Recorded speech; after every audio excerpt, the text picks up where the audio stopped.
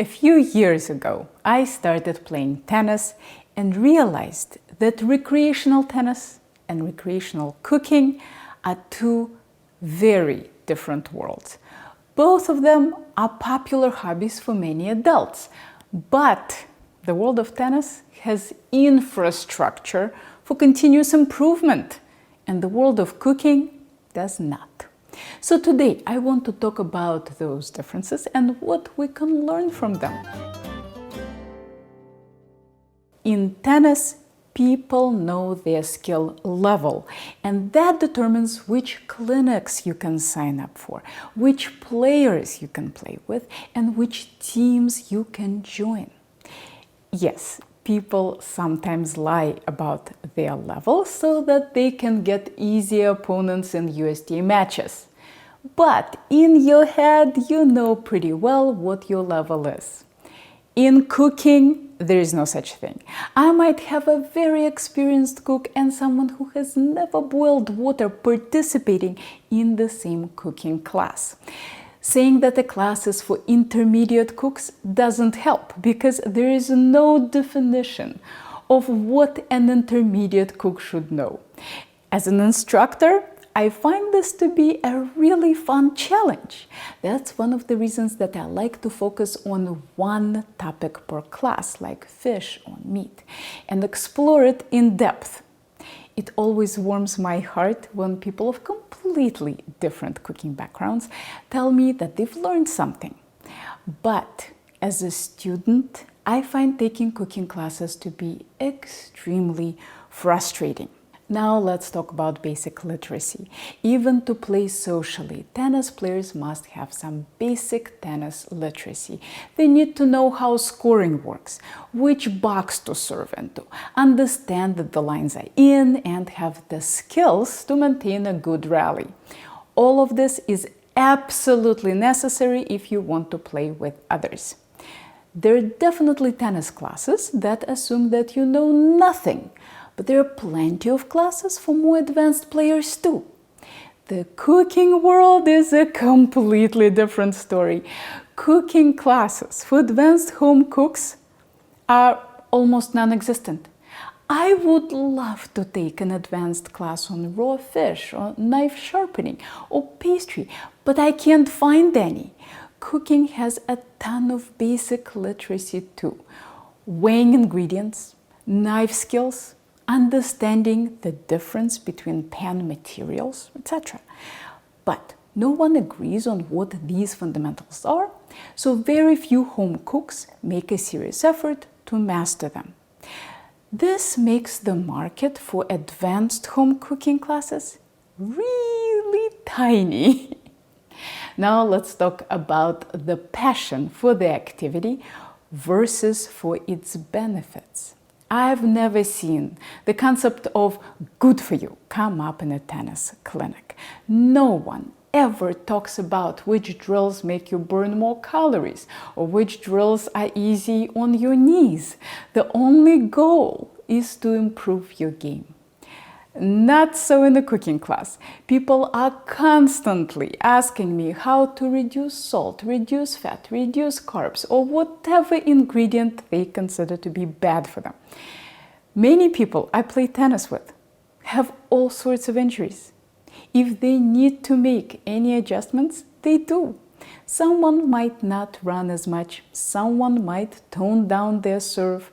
In a private class, they might discuss some strategies with their coach on how to deal with the injury. But in a group clinic or a team practice, the idea of good for you doesn't come up. Another thing you don't see much in a tennis class is a student refusing to do something. If the instructor says you'll hit a forehand followed by a backhand, you don't say that you don't do backhands, only forehands. But in a cooking class, it's not uncommon for someone to decline to do a task because they are afraid of big knives, or don't like touching raw meat, or are scared that they'll mess up. And that's understandable. Tennis is a long-term commitment. When you do it 3 times a week for many years with the same students and coaches, you know what to expect from each other and aren't terrified of missing a ball. But cooking classes are a one-time deal, so many tasks can seem scary. Of course, the reason these activities evolved this way might be out of necessity. The only way to play tennis is with other people, so people get used to doing it in a group. But cooking is a solitary activity, so doing a new task in an unfamiliar group can seem intimidating. If you count how many hours a recreational tennis player and a recreational cook spend on their hobby, it might not be that different. The difference is in how the two groups approach technique. Many recreational tennis players spend an insane amount of time practicing technique, not just playing matches. They might work with a ball machine or a coach to improve a particular stroke or their positioning or a specific game scenario. When I tell my students that they might have to do a few 30-minute practice sessions after the knife skills class to practice knife skills and honing, they look at me like I'm nuts. In their mind, cooking is only something you do to feed yourself and others. You don't chop a ton of celery and trash it just for the sake of skill improvement. But just like you can't change your technique in the middle of a match, you can't change your knife skills in the middle of making dinner. Another big difference is what kind of instruction is available to people who are already quite skilled. Most tennis professionals make their money by teaching. There are very few that are good enough to make enough money by playing in tournaments. Even if you are a very skilled player, you can find a tennis coach who can improve your skills. Arranging lessons is no rocket science. You call a club, schedule a time, pay the money, and boom, you've got yourself a lesson. Now let's look at cooking. Say we have a very skilled home cook, like me, and I want to improve my skills. There are no cooking classes in the Boston area that cater to people like me. To learn anything new, I need to plead and beg a restaurant to let me spend a few days in their kitchen. I wish I could just pay them for a lesson, but that's not how it's done. Restaurant chefs have absolutely no time or interest to give lessons to people like me. I want to preemptively answer a few misconceptions that I'm sure I'll see in the comments. Okay, so don't tell me that I'm a chef. I'm not. To be considered a chef, you need to run a restaurant, and a big part of your job is knowing how to cook for a large number of people. The only job I've ever held in a restaurant was a prep cook, and that was part-time many years ago. I normally only cook for 4 people, 8 when I'm teaching. But if you asked me to cater a party for 50 people, I wouldn't even know where to start. So no, I'm not a chef, I'm an experienced home cook. I'm sure that I'll also get comments telling me about this restaurant or that restaurant that offers cooking classes.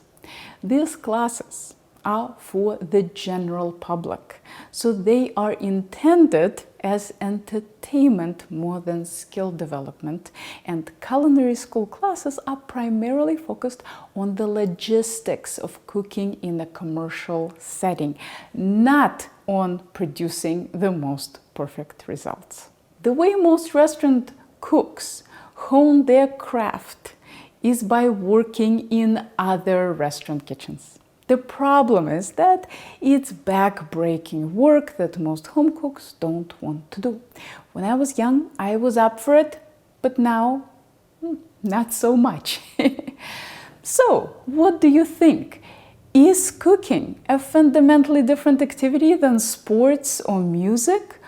Or is there something we can learn from other disciplines that can improve how we cook? Here are more thought-provoking culinary videos for you to check out. And if you are ever in the Boston area, maybe I'll see you in one of my classes.